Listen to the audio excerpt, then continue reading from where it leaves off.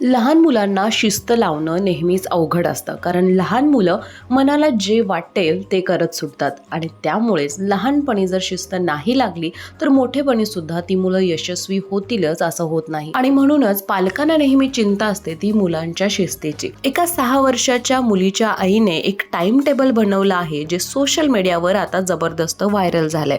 तिने आपल्या मुलीसाठी हे टाइम टेबल बनवलं आहे.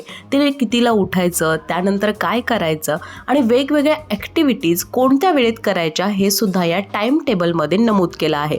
तुम्ही सुद्धा एकदा हे टाइम टेबल नक्कीच बघा.